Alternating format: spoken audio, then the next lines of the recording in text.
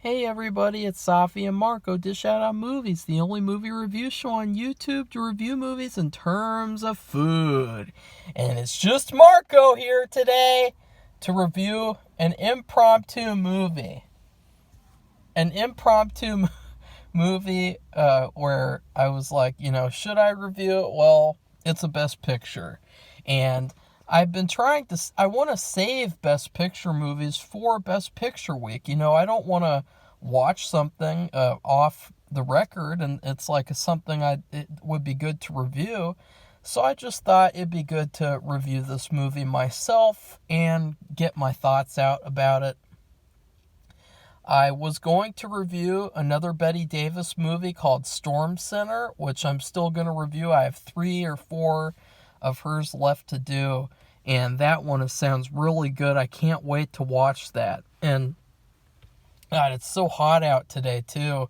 I just got to say, I am in a hot car, and you know what?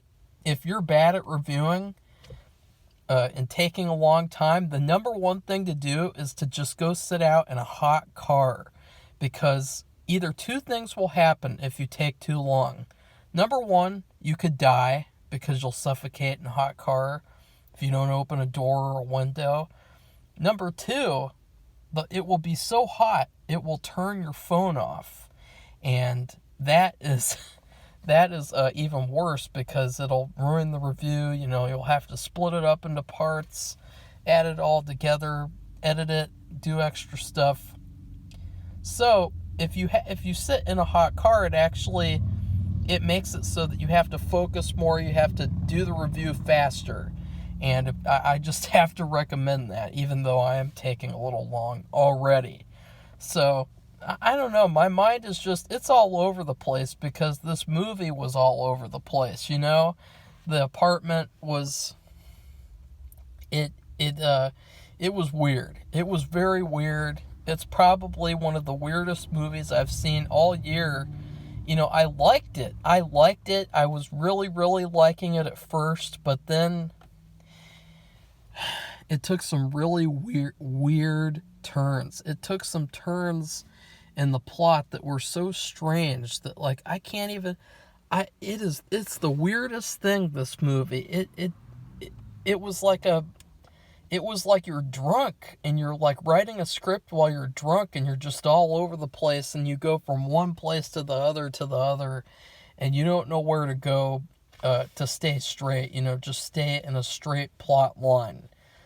A movie that I really think that this could compare to is Licorice Pizza. This movie is just a lot more subtle. It doesn't have all the over-the-top crude humor. It is very subtle and, underplayed, as movies in that time period sometimes were. It was very subtle and light, and a lot of the comedy didn't work for me because it was just too light. But this was a funny movie. There were quite a few times where I was laughing a lot. And that's typical for me because I love comedies from this time period. I'm not going to just pretend the comedy from them was trash. It was boring. It wasn't good enough, like they did in that Dolomite movie where they go to the theater and they're like, this isn't funny because they're not saying dick and balls and pussy all the time. That's basically all they had to bring to the table in that movie. And it's funny because I'd much rather watch this movie than ever watch Dolomite again. Either version, the movie or the movie about the making of the movie. I would never watch either of those again. I would watch this movie again.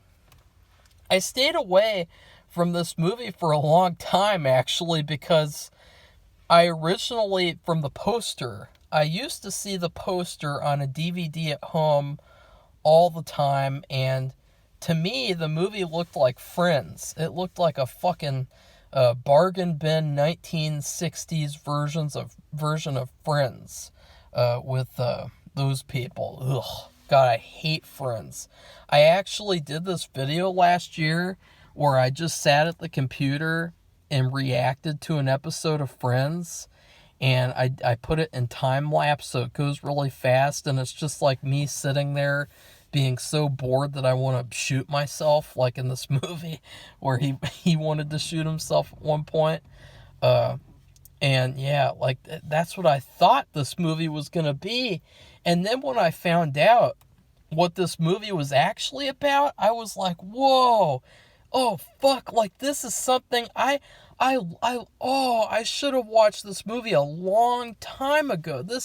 It sounded like such a funny, fun plot, it sounded like something I really loved to watch and really loved to enjoy, and it sounded really good, and I was loving it for the first hour.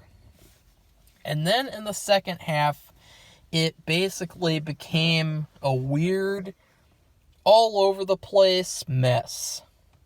It's still good. Like, it's still pretty good. It's just not great. It's not fantastic.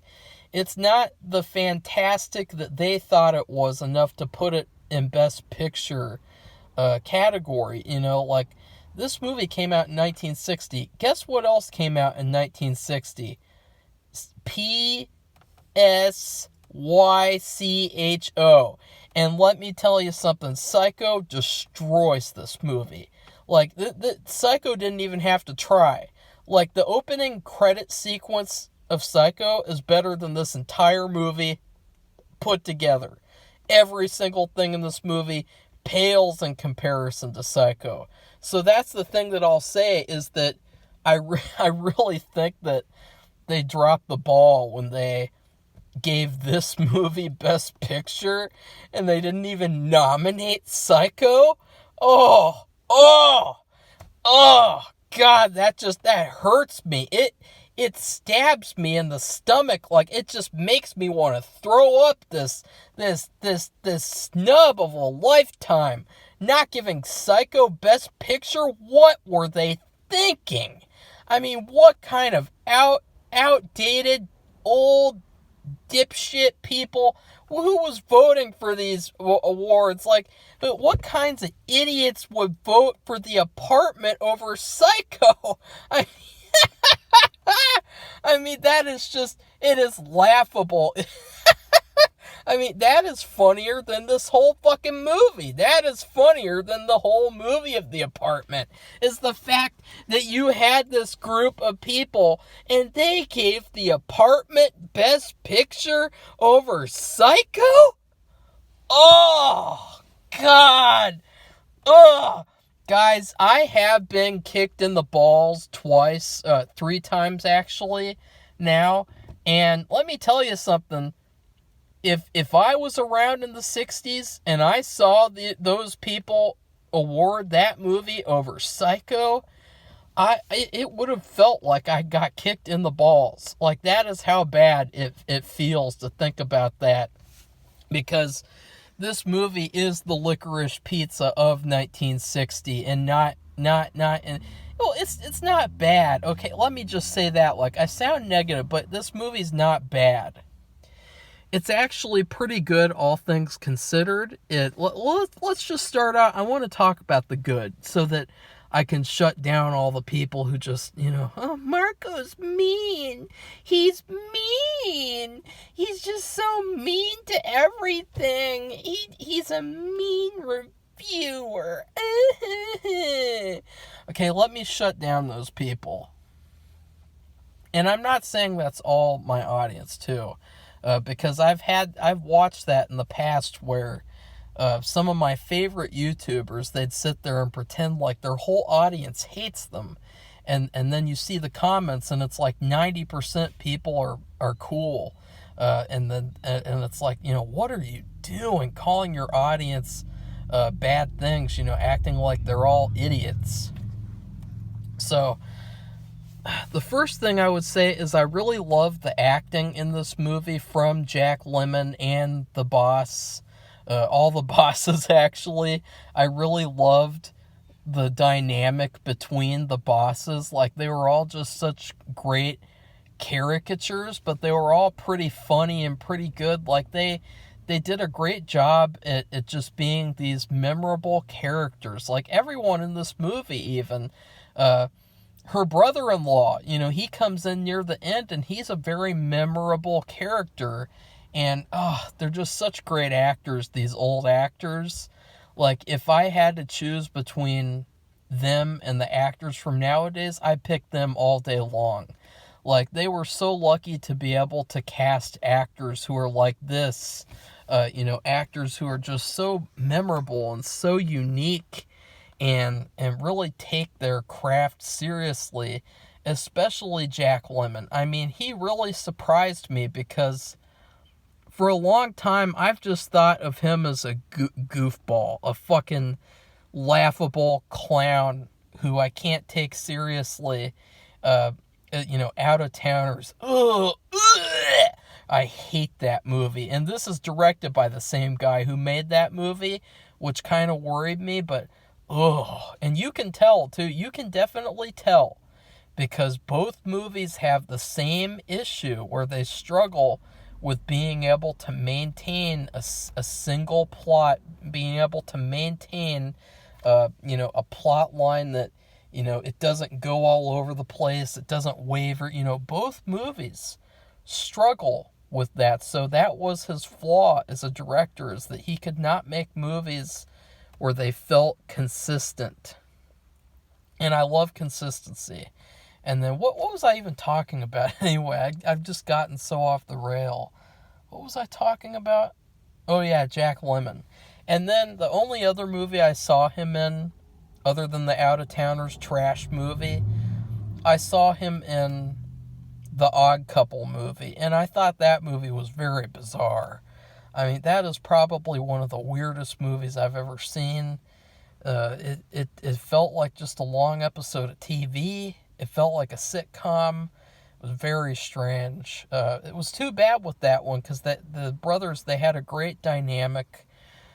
I really wanted to see more of them. But anyway, Jack Lemmon in this movie, he gave a fantastic performance. He was not too serious, but he was not too much of a goofball. He was very good in this movie. I definitely would have nominated him or given him the Oscar for Best Actor because honestly, his performance, it's very impressive. The way that he was so dynamic and so he had all these layers to him. Like there was this part near the end where at first you kind of think that this guy is a fucking retard. Like you just think he is the stupidest idiot in New York. Like he is like a pushover. It's funny though. It is funny, but you think this guy's a fucking little weak simp. And he does some things that just make you go like, ugh, cringe. This guy, like, ugh. Like, he is definitely not he's not the archetype for being a man. That's for sure. But he does get better throughout the movie. And one of those things that made him better was he revealed that one time he almost killed himself over his best friend's wife, which is pretty sad. And I thought that was actually a great little monologue. I loved that part. And, he was just so great. And I loved the running theme in this movie was communication. Because everything in the movie was about communication. Him communicating with the bosses communicating with their mistresses, the people around the offices communicating to each other about what was going on. Everything in this movie involved communication, and it really showed how easily things can get out of hand.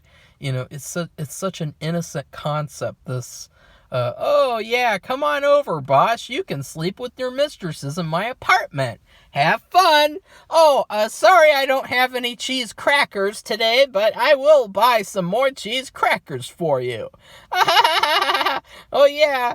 Go get my sheets all dirty and have sex in my sheets. Like, ugh. Just think about, like, ugh. they have sex in his bed, and then he goes home and he sleeps in the same bed. Ugh! Like, he just completely, he's a simp in this movie, and it's so good that he changes and that he grows as a person, because he's a very likable person. Jack Lemmon, he's very likable. He's an everyman. He is great, and that is what he does best. But it was great to see him in this role where he is still an everyman. He's very funny, but he kind of isn't. He kind of takes himself seriously at some points, and those were actually my favorite parts of the movie. Like near the end, when he says "F you" to his boss, I was very, very, I was with him. I was cheering for him, and he did it in such a great, serious way, not making it really funny. He played it off so perfectly, in comparison to what I thought he would have played it off as, which is, "Hey boss, F you," and then do some sort of like a jokey joke scene where he like trembles and stumbles and drops things and stuff, because he kind of does that in the first half of the movie. The first half is definitely my favorite part of the movie in terms of the story, because it starts off and it's just this hilarious, like, just 1, 2, 3 of like these bosses like treating his apartment like it's a hideout where they can go there and have sex with their ugly mistresses. And the fact that Jack Lemmon, he's just so, he'll do anything for them. He'll just let them walk in there, do that all the time, penciling in schedules. He's supposed to be working, by the way. He's supposed to be working, and instead he's not. He's just helping his bosses with their little sex problems. And it's kind of hard to watch in a way, because it's very sad. And it's so bad too that one night he has a horrible cold, and he gets that cold because of his bosses using his apartment, and he had to sit outside all night. Like, that's actually really dark. They're affecting him personally, physically, socially. People around the office know him and what he's doing. Like, at one point, this guy, he takes a key from him and he gives him a key, and he knows what's going on. And it's like, how would you feel about an employee that you knew was doing something like that? You'd think they're a gross ass individual. They're weird. They're definitely not someone that you want to associate with. So it's like this pretty dark story that's masked with all this comedy. And he's kind of, now this is the big issue with the movie. The elevator girl, she is probably the worst part of the whole movie. And it's too bad too, because I think Shirley Mcclaine, sorry, I keep on thinking of Shelley Winters, who's, she's thicker and Shirley MacLaine's a better actress, but Shelley Winters has the cake. She's got the vanilla frosted cake. But Shirley MacLaine, she did a great job in The Trouble with Harry, which was 5 years before this. That was her debut. She did a good job in this, but I don't know, like, it's like, ugh, like, just, ugh. Like, she's cute in like a weird way, like you're not supposed to be cute, but you're kind of cute type of way.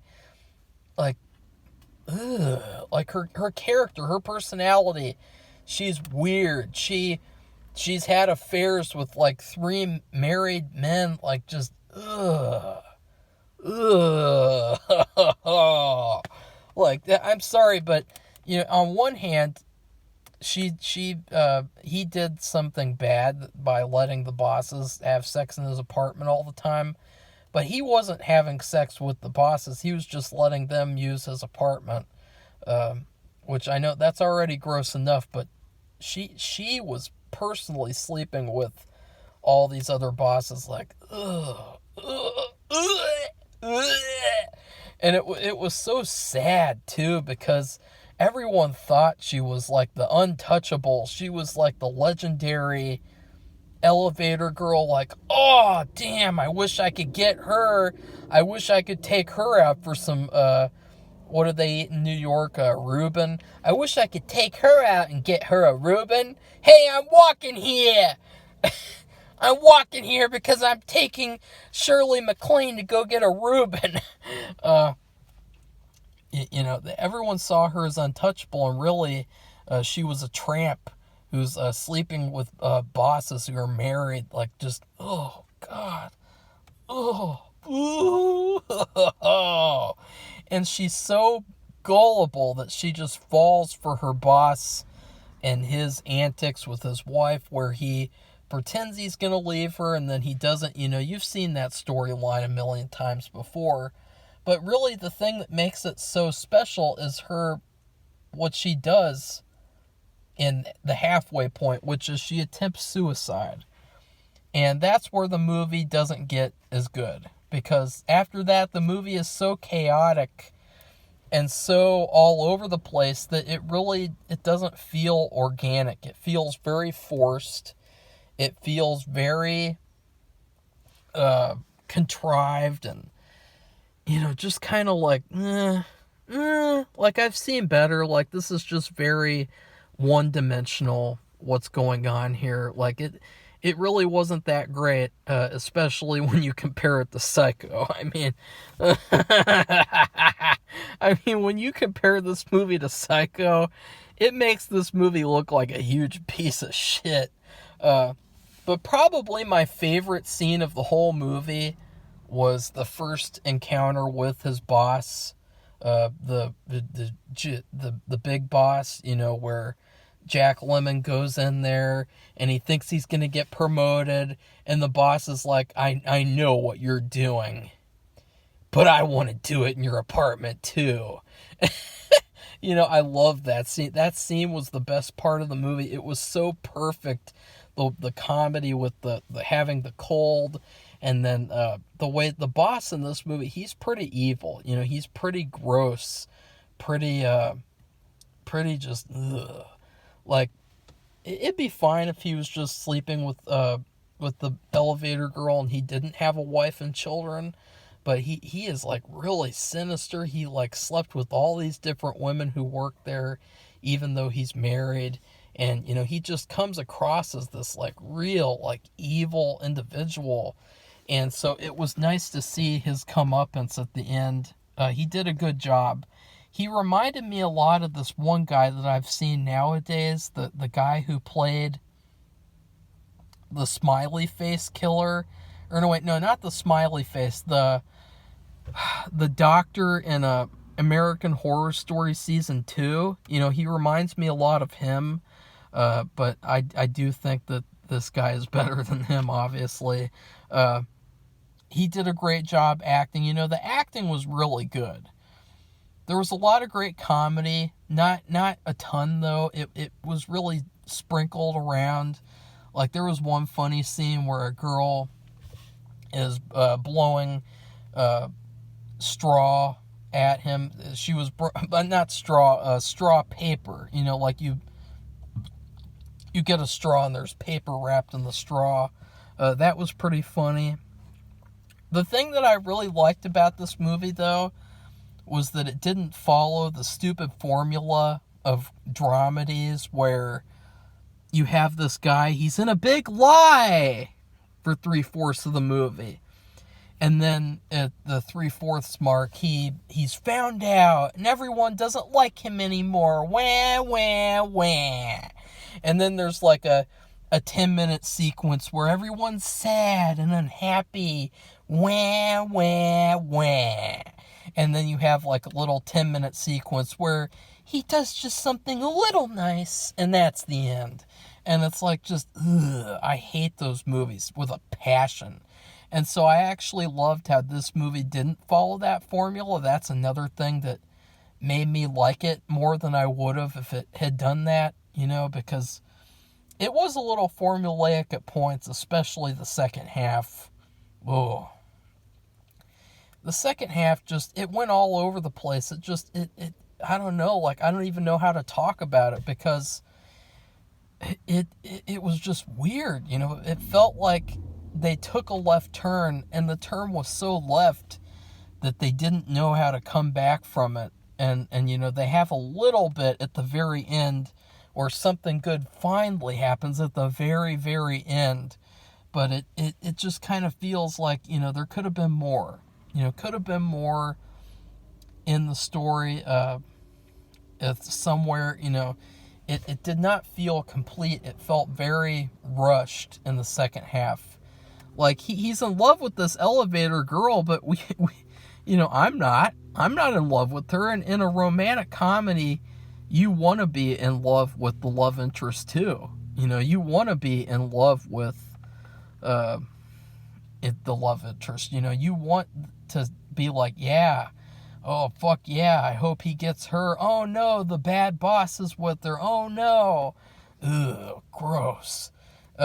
I mean, she slept with him in his apartment. I mean, that's a no-no. That's bye, biatch, Shirley McClaine.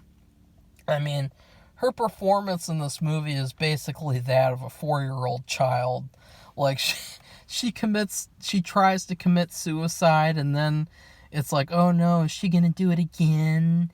What's she doing in his apartment? You know, they've got to lie and all this stuff. The weirdest part of the movie involves the lying, because she lives with her sister, and the brother-in-law, he is going around to find her. And it's like he's tracking her down like she's a kidnapping victim or something. It's very weird. And it's a very weird sequence where they're getting to know each other, Jack Lemmon and her, and they're having dinner, and he made spaghetti, and there's a little funny thing where he drains the spaghetti with the tennis racket. And now, let me say this. Number one, why would you want spaghetti when, after you just had your stomach pumped, and like, a thick, heavy meal like spaghetti? I mean, oh, that just, to me, that gave me kind of a stomach ache, because you know, at first she had some chicken soup, some coffee, you know, that's understandable, but spaghetti and meatballs, that's a heavy meal. Would not want to have that if I had my stomach pumped and I had a stomach ache. Ugh. So that's number one. Number two, this spaghetti was so weird. When he poured the sauce on the spaghetti, it poured right through all the way to the very bottom. So when he put it on the table, it didn't even look like spaghetti with meat sauce. It looked like spaghetti without any sauce whatsoever. And I thought, like, oh no, it's like some watery canned sauce or something, like very weird looking. You know, even I have made Audrey Hepburn's spaghetti, which is spaghetti without meat. It's kind of like a salad in a way, where you blend vegetables. It's very weird. But even that wasn't watery, where you just see the noodles and the sauce drains to the bottom. But they're eating dinner. They're having a nice little romantic dinner poo. And then comes in the brother-in-law. And he basically takes away Shirley McClaine. And it's like, wait a second. Like, why is he taking her away? Like, he didn't kidnap her. She's there of her own free will. So, like, why is this happening where it's like he's acting like her father or something? It's very weird. I didn't understand that at all. It just felt kind of contrived. And then you think she's going to get with the boss, because the boss, he's pissed off because the secretary told her about the affairs. And, you know, I don't want to tell you all this stuff. And he's pissed off. He fires her. And she tells his wife for him about all the affairs. And so she leaves him, and he's going to get with Shirley McClaine, and then she just decides, no, I'm going to go to Jack Lemmon. Yeah, the second half is very weird. It did not really work for me. It was very unfocused, like Licorice Pizza. It had all the exact same problems that Licorice Pizza had. The only difference is this movie's a lot more enjoyable than Licorice Pizza. I'd definitely watch this again over Licorice Pizza. So I am going to give my food rating, and then I am going to do something black and white, something fun that I wasn't planning on doing today. I am going to review some Chinese tea cigarettes. I've never had them before, never smoked anything before. This does not have any marijuana, nicotine, or tobacco. I got it for like $4, and it is Chen Pie Pu'er flavor tea, and so I am going to try those outside. So I'm going to do that after I rate this movie. I would rate this movie, it's got to be something very simple and kind of one note. So I would give this movie a frozen pizza. There's one point in the movie where Jack Lemmon, he's like, 1 second, Shirley McClaine. All I got in the freezer is a frozen pizza. So I'm going to run out and get some food. And to me, this movie is a frozen pizza. Like, it's very simple. It's very one-dimensional. And it's just something you eat if there's nothing else around. But it's still pretty good. It's surprisingly good. Like, oh yeah, frozen pizzas. They're not that bad. A lot of people, they love frozen pizza. So, if you'd like to have a little frozen pizza, in particular, I would say that this is a good comparison for Stouffer's French bread pizza. It reminds me a lot of that, and just cheese flavor this time. So if you'd like to have a cheese flavored French bread pizza, watch this movie and have one, because it'll make for a great little pairing. You have that, you could have some ginger ale and stuff like that. And yeah, I thought this movie was good, but not great. I liked a lot of things about it. There were a lot of nice little touches. Like, I love the thing with the mirror where it's broken, and then she says it's broken just like how I feel. That was a great... Oh, the best part, the part I forgot to mention. Jack Lemmon in this movie has a neighbor who's a doctor, and the doctor is actually really funny. He was probably my favorite character of the movie, actually. And he comes to the rescue at some points. He's pretty cool. And there's this one funny part where he just keeps on slapping Shirley McClaine over and over again to keep her awake so she doesn't die. And it's so hilarious. That was the funniest part of the movie, was he's like, slap, slap, slap, slap, slap.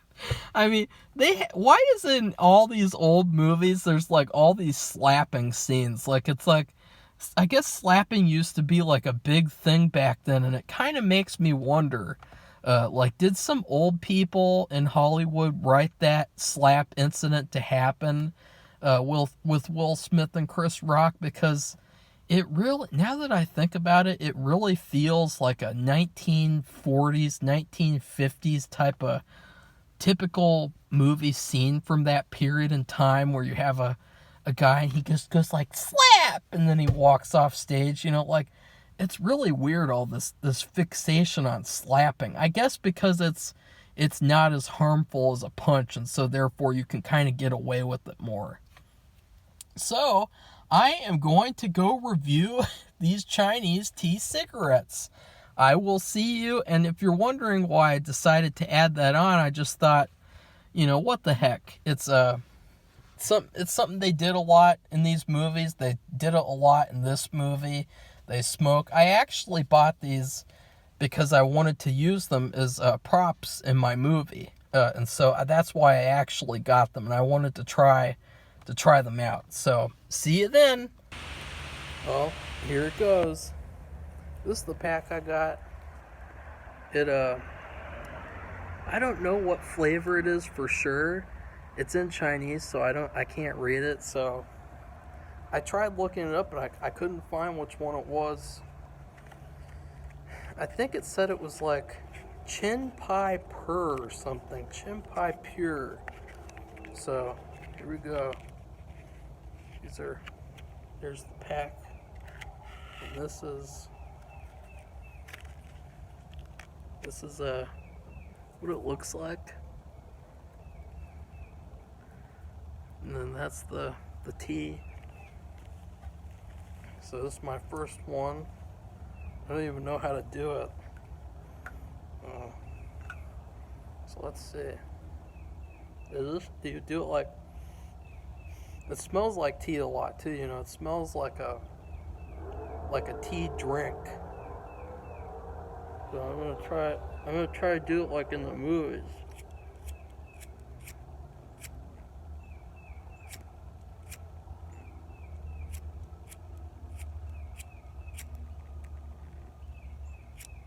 It's not what?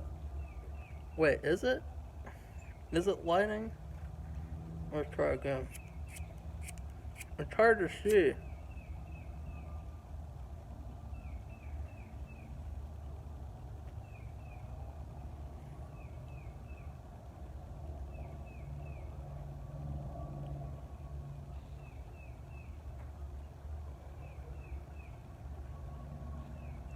That's a weird flavor. God, look at that. It's so weird. Ew. Gross. It's like tasting fireworks. Like fireworks. Like if you just put some fireworks and some green tea and you mixed it together.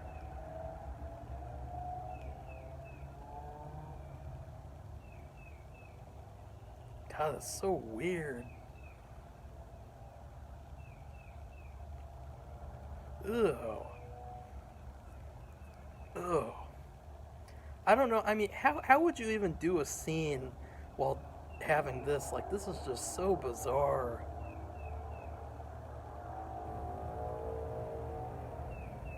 It has like this ugly, sour, and dry flavor.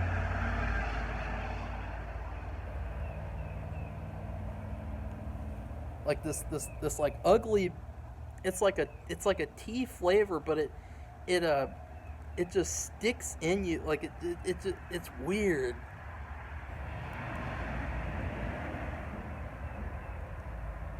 I guess it's okay though. Is that how you do that? You get rid of the ash part? Is that how you do that? Yeah. Ugh. It's so weird. I'm gonna do it like this, be like a real, like a. It does create a lot of smoke, which that's what I was looking for. Cause in the scene, I wanted to have like a dark room and the smoke puffy. Ugh. Yeah, I don't like the taste. Of course, I've never had any before, and these kind would be the only kind that I would have. But it's just a very dry, ugly taste. Like it's not like a. They said online that pure tea was like earthy, and this is like a dry, ugly, earthy flavor.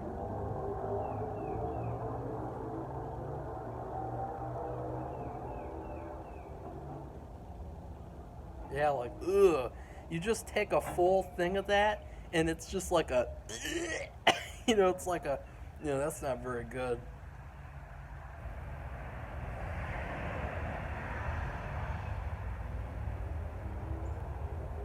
I'm just trying out different stances. Look at that. Look at that. Can you see that?